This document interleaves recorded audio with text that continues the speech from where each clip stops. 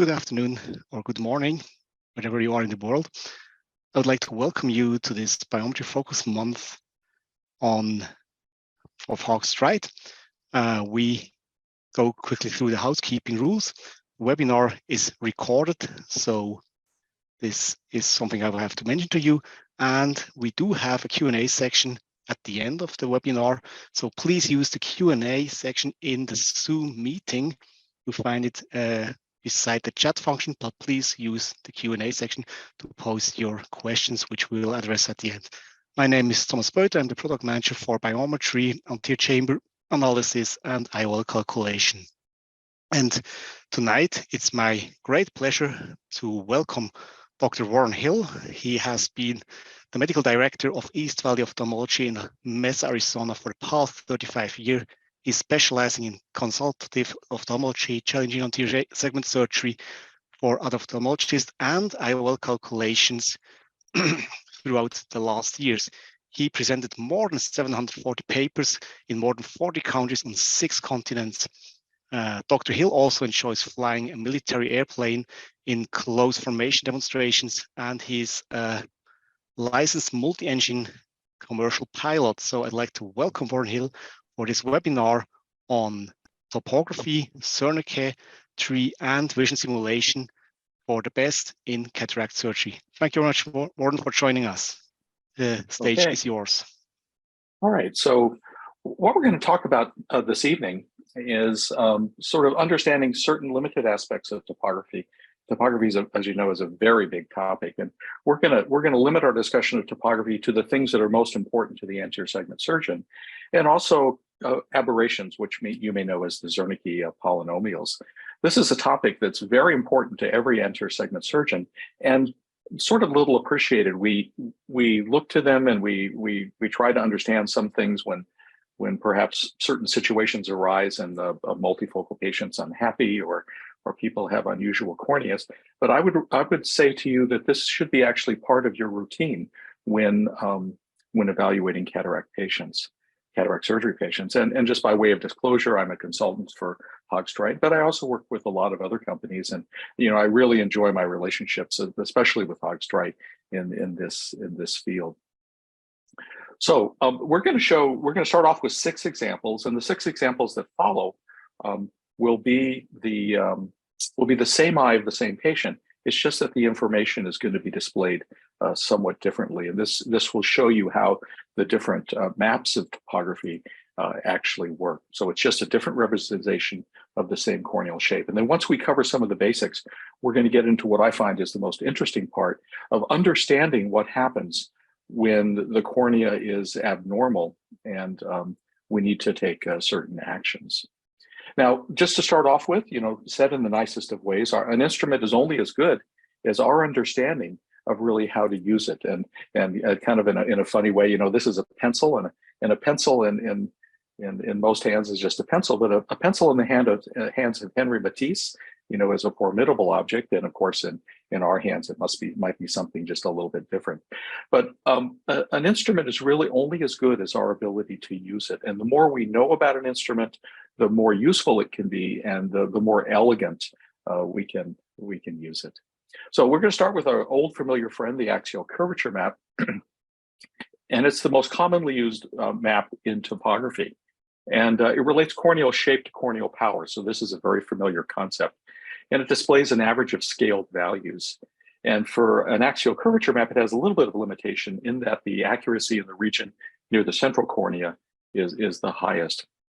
It's very useful for characterizing the type of astigmatism, its alignment, and its location. So we could have irregular, asymmetric, against the rule astigmatism, perhaps. And this is one of our roadmaps in figuring that out. You may have heard of a tangential curvature map. That's based on data points measured at a 90-degree tangent to the corneal surface. And it correctly assumes that all refracted light does not fall through a central reference. And it represents a corneal surface using a little bit smaller pattern. So I think for something like keratoconus or an unusual eye, it might be a little bit more accurate. And it's very sensitive to local irregularities, and it's good for showing transitions in curvature. And it has less data smoothing. So sometimes I'll look at this when I'm looking at a highly irregular eye. Axial curvature map makes the assumptions that all things fall along the optical axis, whereas a tangential map allows for off-axis placement.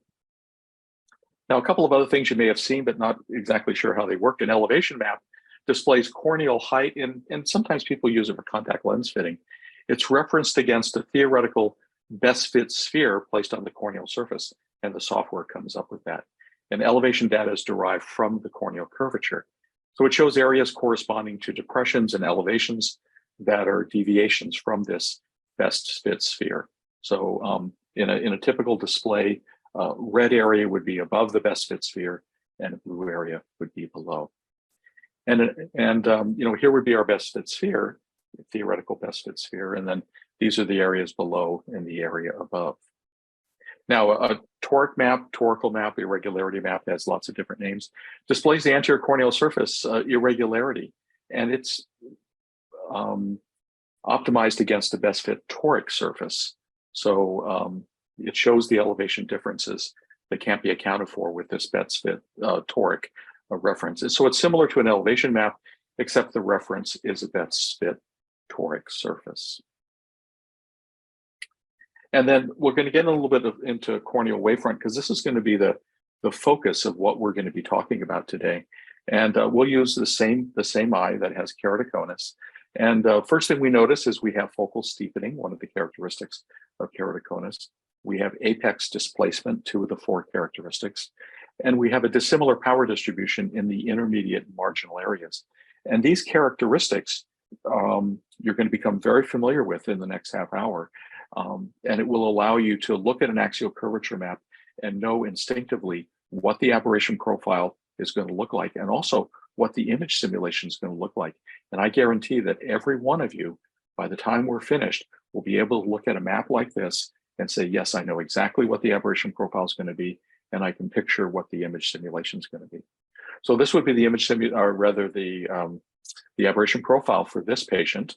And the aberration profile is a quantitative representation of the Zernike pyramid. In 1938, Fritz Zernike quantified the way in which an optical surface can lose contrast due to irregularities. And we're going to talk about contrast in just a few minutes. This is very useful in understanding what patients are trying to tell us about visual quality. So second order aberrations correspond to what I have in my glasses here, sphere and cylinder. Those are just second order aberrations. Third and fourth order aberrations are, some of them you're already familiar with, like spherical aberration and coma. There's some other things like trefoil, tetrafoil, quatrefoil. We'll go into those in just a minute. None of this is hard. It's just a little bit unfamiliar. So these are some of the things that we see. And again, by the end of this presentation, all of these are going to be very familiar to you, and you're going to know exactly what to do with them when you see them. Now, I'm here to tell you that this is mandatory for anybody receiving a diffractive multifocal lens. And if somebody has a very abnormal aberration profile, especially for third and fourth order aberrations, it might be a hard stop for a diffractive multifocal or even an EDOF lens. So it's an important part of evaluating all patients with prior refractive surgery. Image simulation is another standard feature of most topographers, and it's an ideal tool for showing patients the impact of elevated high order aberrations. And when aberration is elevated, they lose contrast. And the name of the game in visual quality is contrast. Again, we're going to go through this in just a minute. So by removing second order aberrations, what we do is we show the patient what their vision would be like with glasses. And of course, with keratoconus, glasses really don't help. By reducing the pupil size, we can also improve aberrations. And remember, all aberrations are radius dependent. That's why a pinhole camera works. It ameliorates aberrations.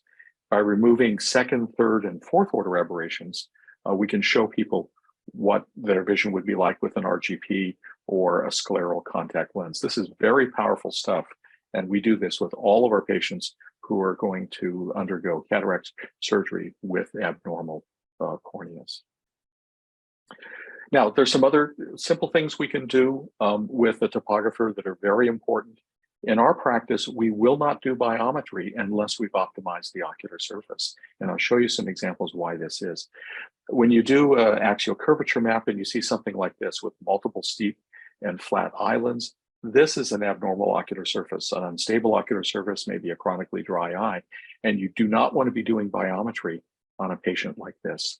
And typically what we see on autokeratometry is a variability in the measurements from one measurement to the next.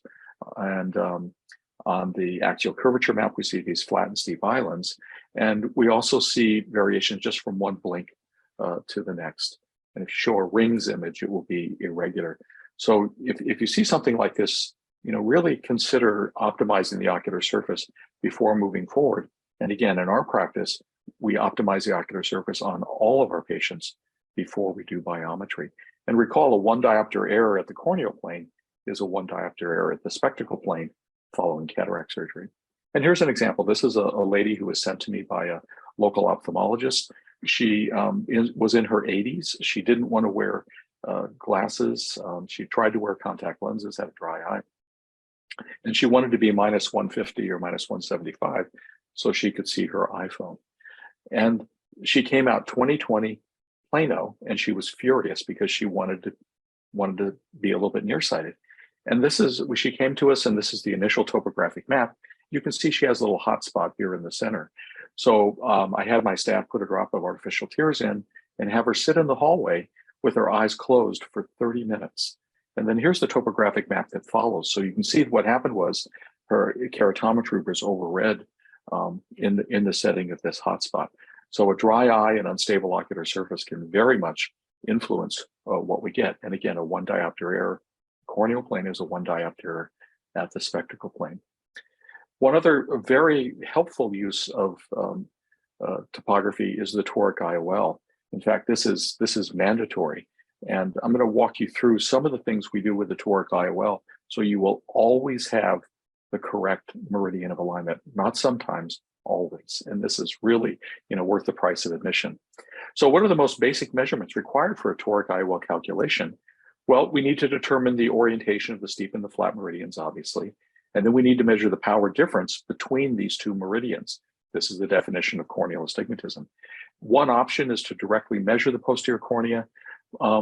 And the jury's not quite in on this. The mathematical models used by Graham Barrett in his Toric calculator, or Doug Koch and Adi Abulafia in the Abulafia-Koch method, they have mathematical models that actually are very, very accurate. And right now we're still using those with great success. ASCRS did a survey asking physicians, what do they use in toric planning? And the majority of physicians use topography and autokeratometry. And so we tried to come up with a method that used these two modalities that would allow surgeons to have really good results. So, how can we do this and not interrupt our workflow? Well, the first thing we do is we obtain just a standard axial curvature map. And our interest is in the central 3.5 or 4 millimeters. So this is where we're going to look. What happens in the periphery isn't quite so important for a Toric IOL.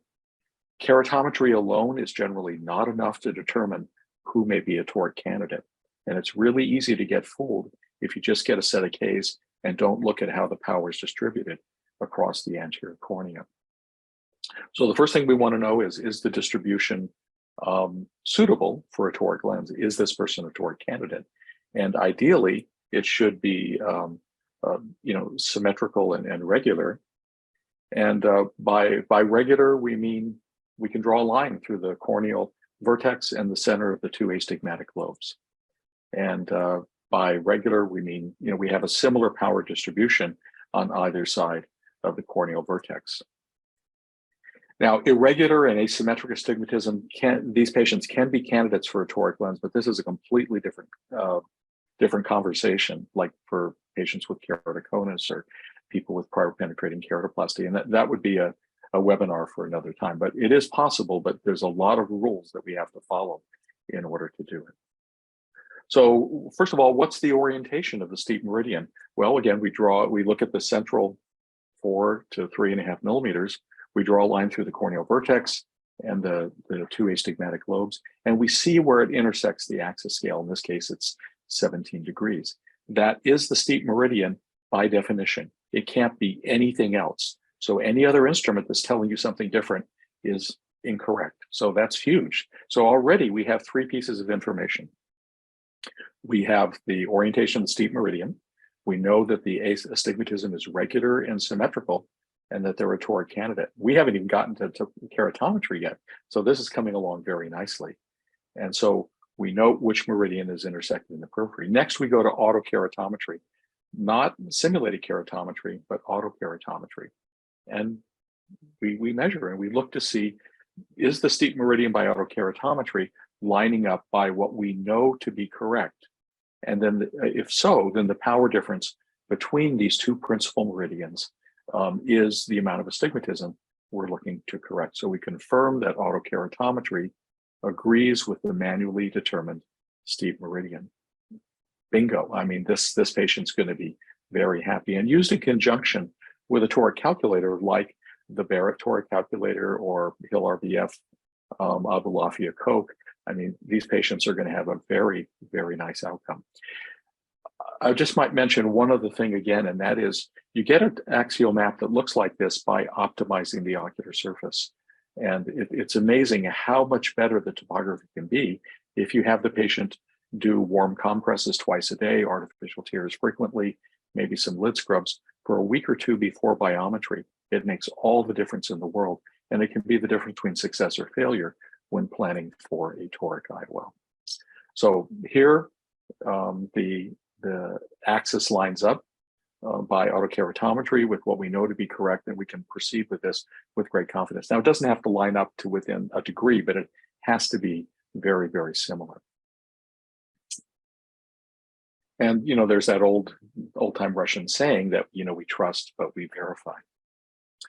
Okay, so you might say, well, I've got I'm an Aster 700, I've got an iStar, Lenstar, you know, Argos, you know, they're wonderful. Why would I need to do this? And, you know, may be correct. I mean, your biometer might be just phenomenal, but not always. And here's an example. This is with the OwlMaster version 500 and earlier. And here the diagnostic criteria is 3 measurements within a quarter diopter in each of the principal meridians. But recall that astigmatism is a vector, which means it has both magnitude and direction.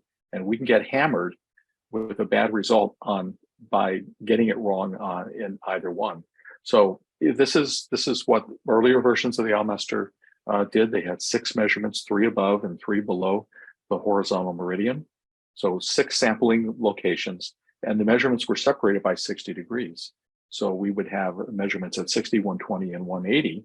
And we'll look at measurement number 2 here, and you can see that where we're measuring is not where the LEDs are. So there is some interpretation, some extrapolation, a little bit of iteration going on. So the number for the steep meridian may be slightly iterated, and it may not be exactly what we know to be correct. And the widest spacing is at 30, 90, and 150. And those of you who've used the OwlMaster for a long time, you all know that the numbers are always a little weirdest at 90. Well, 90 is exactly between those 2 measurement points, and that's the reason why. So let's say we have these 3 measurements, and if you look at the steep meridian between these 2 measurements, 1 and 3, there's a wide separation. So if 1 is correct, but we use 3, or 3 is correct, and we use 1, what we have is a 15-degree angular error. That's a 50% reduction in the effectiveness of a toric IOL. So it's not always just the toric power, it could also be the alignment that gives us an undercorrection. So keep in mind, we have to get both the alignment and the magnitude correct with the toric IOL in order to have a successful outcome. So keratometry alone is not going to be enough to give us consistently successful outcomes with the toric IOL. So one question I get asked a lot is, what if the manually determined steep meridian by topography is not the same as what we get by autokeratometry? And there's a simple way to resolve this. And for irregular corneas, this comes up. So we just take a manual keratometer, like your Djwal-Schiat's keratometer used in Europe, or the B&L keratometer here in North America, and we line up the drums with the steep meridian. So I'll just show you what that looks like. Here's our eye. There's our steep meridian. And here's a Djwal-Schiat's keratometer. And what we're going to do is we're just going to line it up with exactly what we know would be correct. And in this case, I think it's 17 degrees. And then we take that keratometer, we rotate it 90 degrees, and we measure the power difference. So we're measuring the power at the steep meridian that we know to be correct. We rotate it 90 degrees, and now we measure the power difference. And that's how you can resolve that seeming conflict. Now we're going to talk about evaluating image contrast, because this is what is most important to our patients. And the human visual system is about image contrast. Remember, we don't see with our eyes, we see with our brain. And when the image is assembled in the brain, an image that has the contrast preserved is viewed as pleasing to the patient. So explaining something is good, but showing it is better. And I'm going to share with you what we do in our practice to help our patients understand what's going on. So a little bit of background, what's the difference between the lens on the left and the lens on the right? It's more than just $3,000. What you're paying for is the ability of an optical system to transfer contrast, to preserve contrast from the object being viewed to the image being formed. And that's why you pay many, many thousands of dollars for these expensive LED or plasma screen televisions. You're buying contrast or preservation of contrast. So this is what we do as ophthalmologists when we test patients' vision, and it's not a very fair test. We show them a black letter on a white background. That's 100% contrast, isn't it? And even with people with elevated high order aberrations, they can still read the black letter on the white background. So, this is from the 19th century. It's not something, that's really very, very useful right now. And this becomes sometimes an area of conflict between the doctor and the patient. The patient says, "Doctor, I can't see at night. Things seem washed out and gray." And the doctor says, "Well, Mrs. Jones, you read the 20/20 line on the eye chart. We should be very happy." And he said, "But doctor, my vision's not very good." Everyone sees the black letter on the white background. It's all about contrast. Now, if we increase spatial frequency, we decrease resolution. So the greater number of items per degree, the harder it is to see things, obviously. And if we reduce contrast, we decrease image fidelity. And that's what patients are complaining about sometimes when they have a diffractive multifocal lens that's put behind an unusual cornea. They lose image fidelity. I'm going to show you some examples of this. Now, in the old days when we had black and white television, this used to come on before the station began transmitting, and it was a test of image fidelity. We had various shades of gray, and we had black lines, white background. This was a very simple way of just testing if things were working properly. And when I was, I'm in my 70s, when I was a child, we used to have black and white TV, which we referred to as gray and gray TV. And the television only had 576 lines to handle the image, to handle synchronization, to handle all the different parts of television transmission. So what we had was low image contrast at medium to high spatial frequencies. And so we had reduced image fidelity. It was gray and gray television. So fast forward to 2022, this is a 1080p digital screen. And what do we have? We have improved contrast and also improved image fidelity. And a 4K television has 4 times the resolution and a similar contrast ratio. So again, it's all about contrast. So patients unhappy with the quality of their vision are really telling you that the contrast has been reduced, okay? So again, the human visual system is at its most basic level, a contrast sensitivity detection system. And the quality of any optical system, as we said before, is judged by its ability to transfer contrast from the object being viewed to the image being formed. So here is an image being seen by a perfect eye, with perfect optics, which of course doesn't happen. And on the right side, we have preserved image contrast. Now, if there's something unusual about say the cornea, patients had LASIK or RK, or something unusual about the lens, they have a developing cataract with lots of areas of discontinuity. What we're going to get is degraded image contrast. And even if we take out the cataract and the cornea is still abnormal, we're going to have degraded image contrast. So an increase in a specific aberration reduces image contrast in a specific way. And the reduction in contrast by individual aberrations is additive. Aberrations on the same surface do not cancel out. So negative horizontal coma and positive vertical coma do not equal zero. I mean, they're additive, they're different aberrations.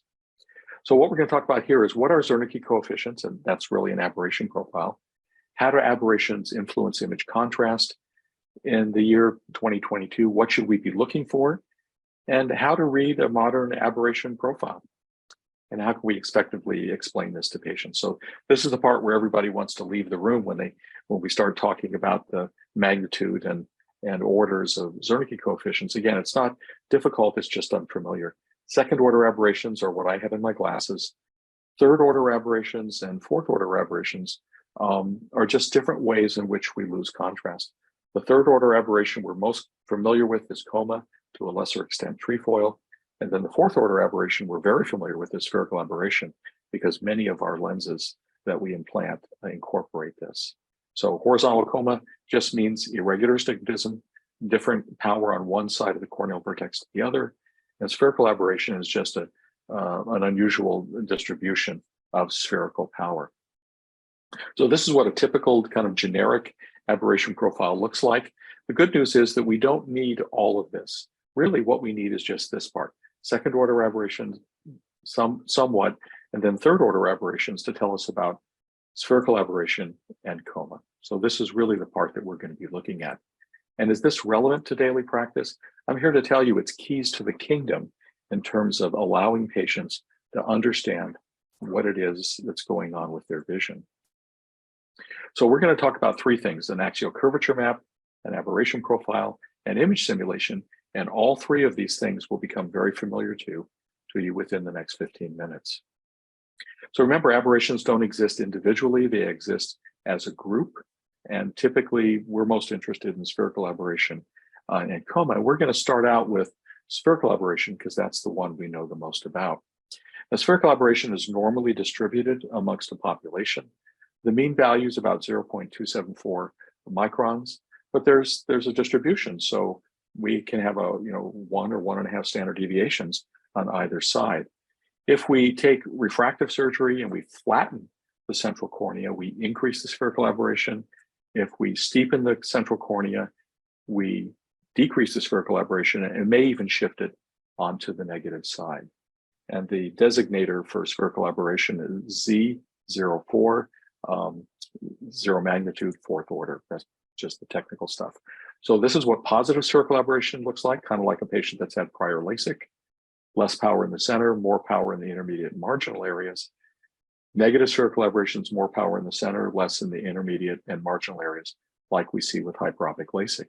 And even keratoconus. Think of keratoconus as hyperopic LASIK gone wild. It has a lot of the same characteristics. So here are two eyes. One has had myopic LASIK, the other's had hyperopic LASIK, and these are their spherical aberration values. Positive for central corneal flattening, negative for central corneal steepening. Pretty easy stuff to understand. So modern LASIK now is much, much better than what we had years ago. But most of the patients coming to cataract surgery did not have topographic driven LASIK. They had first and second generation LASIK. And so things were a little bit more crude. So let's start off with an average youthful eye. That's normal spherical aberration, normal value for the lens, which is a little bit of negative spherical aberration. And here's an eye chart at a 6mm pupil. Pretty easy to see. Here's a normal cornea with a spherical IOL. We don't use these very often, but as we begin to increase the spherical aberration, we decrease the image quality. And here Mrs. Jones can still read the 20/20 image, but she's not very happy about it. And so we're trying to improve image quality by changing the type of lenses we put in. Now, let's say somebody's had prior myopic LASIK and we put in a spherical IOL. We increase the spherical aberration. Here we're increasing it by a factor of 3 or 4. There's the eye chart at a 6mm pupil. And these people will tell you they have trouble seeing at night. Now, coma, as I mentioned, is just a form of irregular astigmatism. So negative vertical coma is just a convention for how the power is distributed. Just means more power below the corneal vertex, less power above. Positive vertical coma is more power above, less power below. So as I've mentioned many times, a patient unhappy with the quality of their vision is telling you that the image contrast has been reduced. So preserved image quality, or preserved image contrast rather, is preserved image quality. So let's go through some examples. And these are all patients that I've seen in my practice. There's 9 diopters of myopic ablation, and it's mostly centered. So immediately when you see the central flattening, you think of spherical aberration. And we have a similar power distribution in the intermediate and marginal areas that affects trefoil and quatrefoil. So here's our aberration profile. Spherical aberrations off the charts. Coma value is pretty much normal because the power on either side of the corneal vertex is the same, and so is the trefoil. Here's the image simulation, and for pure spherical aberration, what we get is a characteristic image halo and glow. Bingo. And these people will tell you at night when I look at the moon or automobile headlight, this is what I see. Here's somebody who had 7 diopter myopic ablation. We have a decentered flattened zone. So with decentration, we automatically think of coma. Flattening, we think of spherical aberration. And we have a similar power distribution in the intermediate and marginal areas. So we're going to expect to see high spherical aberration, now high coma, in fact, very high coma, but normal trefoil because the power in the intermediate marginal zones is the same. Here's their image simulation at 6 millimeters. We do 6 millimeters because that's mostly what these people complain about is night vision. There's our elevated spherical aberration. There's our elevated coma. And there's our elevated vertical coma. And this is exactly what these patients tell us. We have a big jumbotron in our office diagnostic room, and I walk these patients through this. So here's a radiologist who had a monovision, had aggressive myopic LASIK, had a multifocal lens put in place, had flawless surgery. The surgery was beautiful, got pretty close to plano, but now is unable to drive and says her surgery is worse than before she had her procedure. Okay, now you guys have all the skills to figure this out. Okay, there's our myopic ablation, flattened in the center, which means we have high spherical aberration. It's decentered, which means she has high vertical coma, and we have widely variable power in the intermediate marginal areas, which means the trefoil is going to be elevated. And if we look at her aberration profile, this is the normal value for spherical aberration. Here's what she has. Here's the normal value for coma. Here's what she has. And what coma does is give us image duplication and displacement. These people will tell us if they look at a full moon at night, they see 2 images, one side by side or one above the other. And here's her elevated trefoil. Not hard, just unfamiliar. And here's her, okay, we're going to go back just a little bit. Okay, here's her image. And let's say she had an aberration neutral lens put in and just had a normal cornea. That's what it would be like. She had a normal cornea and the lens that was aspheric and corrected for negative spherical aberration. This is what it would look like. Here's her cornea and here's her image with the multifocal lens. This is why she's unhappy. Went ahead and didn't exchange. She was able to return to work and able to drive at night. Here's hyperopic LASIK, somebody that had 3.5 diopters of a hyperopic treatment. We have central steepening, which means negative spherical aberration. We have decentration, which means coma. And we have a dissimilar power distribution in the intermediate and marginal areas. We know exactly what the aberration profile is going to show. Negative spherical aberration shifted quite a bit. Coma is going to be very high because it's decentered. Remember, coma is image displacement and duplication, and we're going to have high trefoil. Again, by now you're all experts at this. And this is their simulated image. There's their spherical aberration. Here's their elevated vertical and horizontal coma. Not hard to figure out. And quatrefoil, you're not going to hear about very much because it's a peripheral aberration. But here's somebody that had 4-incision radial keratotomy. There's their image simulation at a scototic pupil, and then at a photopic pupil, because we're not recruiting these other areas in image formation, it's pretty much normal. And here's their aberration profile. We have elevated quatrefoil. Spherical aberration is going to be, within a standard deviation because it's not affected by the power distribution. And we do have some trefoil as well. Trefoil doesn't impact so much because it's a peripheral aberration. So let's bring all this together and show how this works. And I'm going to show how this works on the iStar. What we've been doing right now is just using generic images and aberration profiles, just because it's easier to show this. But let's go into the iStar, and I'll show you how this is set up. Now, the people at Haag-Streit did this exactly right. They have the three things on a single image display that we need. We have the axial curvature map, although you could change that. We have the aberration profile set up exactly as it should be. And then we have an image simulation altogether. So there's our axial curvature map. And in this patient, all they have elevated is a second order aberration, which would be astigmatism. So let's do a toric IOL for this patient. So we can see that we have somewhat asymmetric astigmatism, but it's regular. So this would be a toric IOL candidate. Here's our aberration profile. And you can see our with the rule, against the rule astigmatism, second order Zernike coefficient is elevated. And then here is going to be our, that's our image simulation at a 6 millimeter pupil. So if we put in a toric lens, what we're going to do is we're going to reduce the astigmatism. And we do that by just unchecking second order aberration. So Mrs. Jones, if we correct your sphere, we correct your cylinder, this is going to be what the image simulation is going to look like. And we can even show them what it looks like with a smaller pupil during the day. Again, very powerful stuff. If you want to say, you know, I think you really need a toric IOL, let me show you what it's like, you know, without the toric IOL and with the IOL. I mean, everybody's in agreement that this is pretty much the way to go. Now, in terms of which lenses to use in these patients, it's pretty straightforward. If you have elevated spherical aberration, you want to put in an aspheric lens that adds negative spherical aberration if the spherical aberration value is positive, like with radial keratotomy and myopic LASIK, or a spherical lens that adds positive spherical aberration if perhaps they add hyperopic LASIK and the center of the cornea is very red. So this isn't going to fix everything, but what it will do is not make it worse.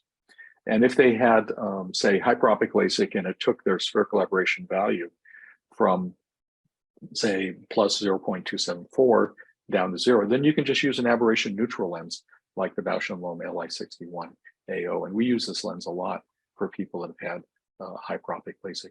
So there are a number of lenses now that are aspheric and add negative spherical aberration, like the SN60WF and a number of the other lenses that Alcon makes, and the ZC-BU lens. And again, there are quite a few lenses now that are aspheric and add negative spherical aberration. So again, myopic LASIK, aspheric IOL with negative spherical aberration, hyperopic LASIK, either an aberration neutral lens or a spherical aberration or spherical aspheric neutral lens that doesn't add one or the other if the value is close to 0, or just a plain spherical lens. And radial keratotomy, always an aspheric lens that adds negative spherical aberration. So here's a test for all of you, since you've all become experts now. And here's a mystery patient, and we're going to go through, you know, what the patient has. First thing we notice is that they have central corneal flattening, so positive spherical aberration, not very difficult. But if you look closely, you're going to see that it's decentered. So we have some mild vertical asymmetry, a little bit of elevation of coma, but significant horizontal decentration. So we have significant horizontal coma.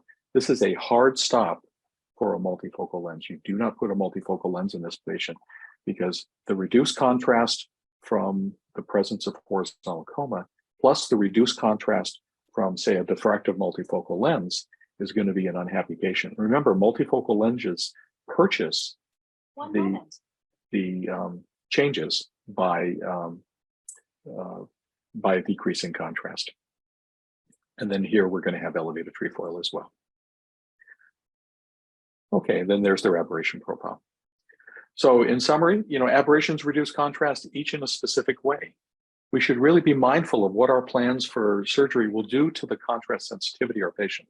It's all about contrast, and that's a concept we always have to keep in mind as eye surgeons.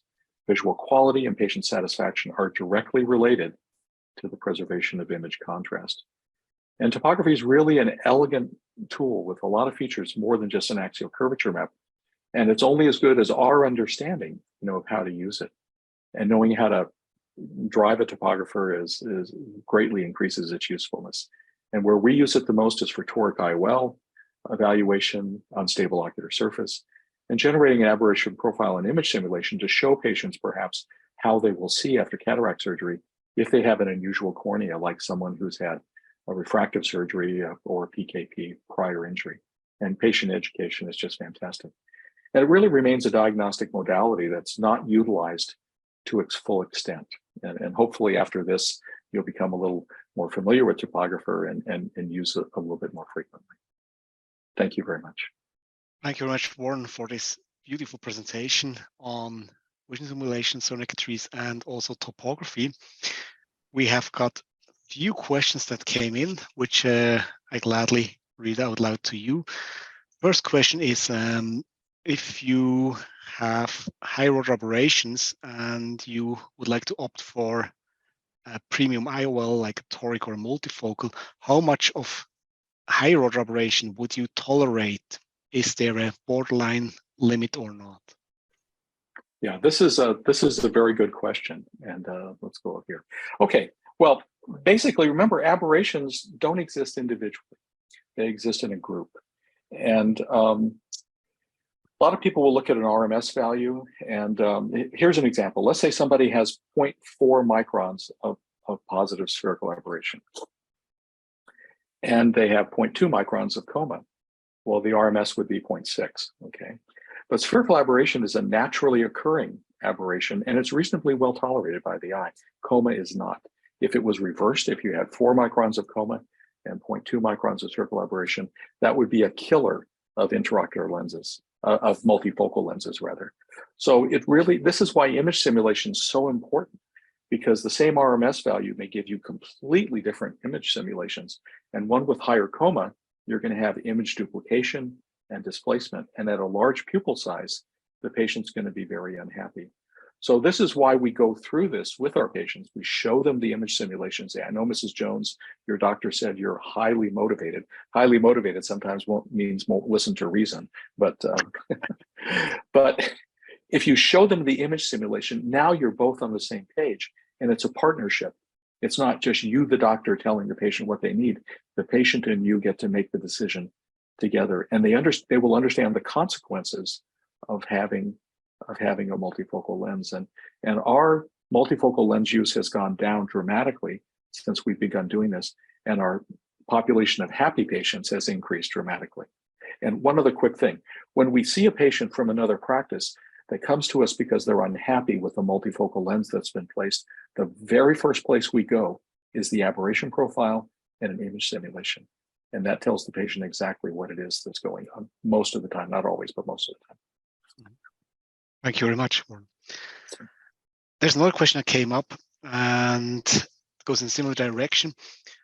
How much would you consider the decentration and tilt of the crystalline lens in your IOL selection process? Right. Well, the natural lens has tilt always, and one nice feature of the iStar is that it is going to give you information about tilt. Right now, we're not taking that into account because it's something we really can't change very much. But if there's a lot of decentration, it might be a problem. A lot of biometers use the angle kappa, which is the difference between the visual axis and the center of the pupil. That's not quite as important as the angle alpha, which is the difference between the visual axis and the optical axis. And that's what we would use. So the number that everybody tosses around is 0.5 millimeters. Anything more than that, I think, might be a non-starter for a diffractive multifocal lens, because they're very sensitive to centration, aren't they? And if you're 0.6, 0.7 millimeters away from the optical axis, it's probably going to be a problem. So what I would say is, if the number looks big, I mean, this isn't very quantitative, but if it's a large number, 0.5, 0.6, 0.7, I think a monofocal lens might be the better idea. And what I tell patients is, what we're going to do with your eye surgery is for the rest of your life. You know, we don't get to do this again. You know, this is, and we can't swap out lenses. So let's get this right the first time and let you and I make this decision together. And that works very well. That's good. Then there's the third question I got. You showed the axial and also the tangential curvature map. And the question is this a purely personal decision which one you would like, or would you say there's really one preference for cataract surgery?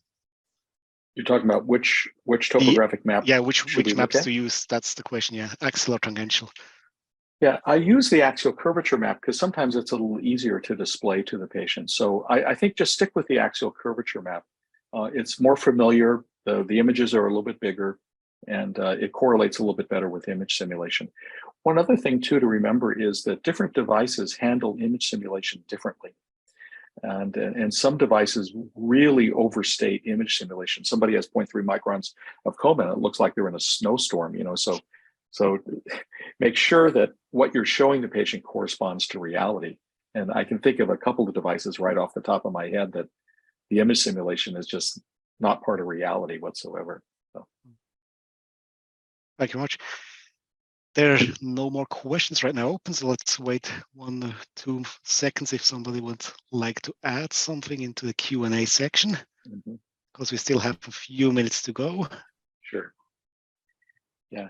So I'll just, while we're waiting, I'll just mention a few other things. Part of the important part of making a decision about which lenses to use are the following. The first is, as I mentioned before, is this is for the rest of your life. Okay, this isn't like buying a pair of shoes where you can go out and get another pair. We really need to take our time and do this correctly. And when the conversation begins like that, you find that cost doesn't come into it. A lot of people say, well, I'm not going to put in torics because the patients can't afford it. Actually, I found that that's not really the case, at least here in North America, that's not the case. You'll spend the same amount of money on a big screen TV or getting the transmission, fixed in your car. And that's not for the rest of your life. That's just for the next, 20,000 miles. So this is one of the most important decisions. And then the other thing is take the time to talk to the patients. I know it's a bold strategy to talk to people, but this is where it becomes a partnership between the surgeon and the patient. And if it's just me telling the patient what it is they need, there's always going to be some blank areas in that relationship. It's not going to work. So do take the time to really talk to the patient. And this exercise that we go through, which on a big LED display, showing them the axial curvature map, showing them the image simulation, and sometimes we even use something called a modulation transfer function plot, it's remarkably well understood even by 88-year-old grandmas. The bond that forms between you as the surgeon and the patient is really quite remarkable. And really funny story, real quickly. When we put in a diffractive multifocal lens, what we tell people is, in the beginning, you're going to see rings, and the rings sometimes around a point source of light tell us that the lens is working. Okay, so just know if you see that, it's going to work. So once I had this lady come back, and she was really distraught. Dr. Hill, I'm really upset. I don't see the rings anymore. Does that mean the lens stopped working?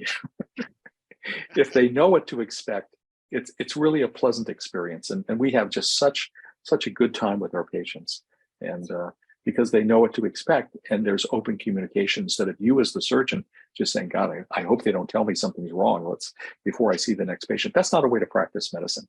It should be open and happy and really a friendly experience for everybody. I learned that from Vance Thompson. He's one of my heroes. Very I'm good. sure you know him. Yeah. The 2 more questions that just came in. The first one is, how about implanting an EDOF like the VVT lens in an eye with high value of coma?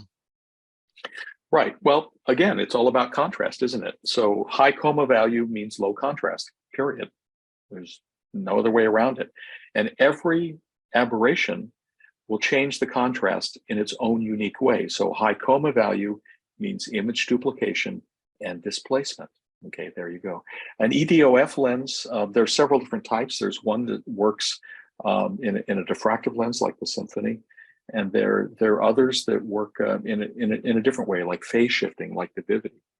And each one of those technologies will respond as slightly different. The Symphony really has been very robust for coma, from what people tell me. It does a pretty good job. Most people use 0.3 as a coma value, positive or negative as the cutoff. I'm not sure we can do that because there are other aberrations that are involved. And I really haven't had that much experience with the Vivity yet. It's a phase shifting lens, and the principle behind phase shifting is you get the extended depth of field by generating a second image by shifting the phase of the incoming wavefront.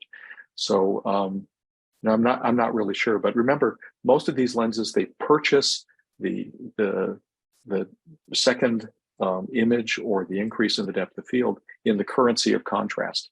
And if you put that behind a low contrast lens, you may have some problems, and so it's not going to be an ideal situation. So I might mention one other thing. I think one thing I think is on the top of people's minds is that people want something more than just a fixed focal length. You know, you give them a monofocal lens, they can see at 4 meters, and that's it. Well, there are other modalities as well. There's mini monovision, which Graham Barrett has made very popular, where one eye is targeted for, say, -1/4. We usually don't do hard plano. And then the other eye -1, maybe -1.25 at the most. These people do remarkably well, and this is one of our favorite modalities. Everywhere they look, things are in focus if they have good cortical summation. They may need glasses for, things right up close, but for the most part, they're spectacle independent. No one ever talks about that. And I do this a lot. We do this a lot for patients, and they're very, very happy. I've never had anyone unhappy with mini monovision. So, but they know ahead of time they're going to have to wear glasses. So. Sorry about this light coming in. No issue. That's fine. Yeah. How do you incorporate the posterior corneal surface versus anterior in toric patients? Sure. That's really an excellent question. Basically, the posterior cornea contributes to the total refractive power of the cornea. There are two ways to do this. One is to rely on the mathematical models used in the toric calculator. And the two that I mentioned is the Barrett toric calculator and also the Hill RBF Abulafia Koch calculator, which is on the iStar and the LensStar. They use a mathematical model to predict the cornea, and it works very, very well. In fact, it works sometimes better than direct measurement because these regression-derived models take into account other things, and they're just a little bit more accurate. So for the Toric IOL, I usually rely on the internal mathematical models of the calculation methods. Now, let's say somebody's had prior refractive surgery, and you're confident you can put a toric lens in, or they've had a penetrating keratoplasty, or they have prior trauma and they have an abnormal cornea. There, I would directly measure the posterior cornea and use the Barrett TrueK toric calculator and enter that measured posterior corneal value. Because the mathematical models don't work, they don't work in those eyes. So that's what I would recommend. And that's been our process all along, and it's worked well for us. Is there no more questions right now? This has been fun. Thank you. Thank you very much, Warren. I'd like to remind everybody that this is just the beginning of the complete month here. So we have more talks to come. The next one is going to be in November 15th. It's going to be Elizabeth Yu, which is going to talk about the clinical confidence with the LensStar Biometry. And yeah, join us again for the next webinars. The webinars are recorded, and you can then really look at them on our YouTube channel.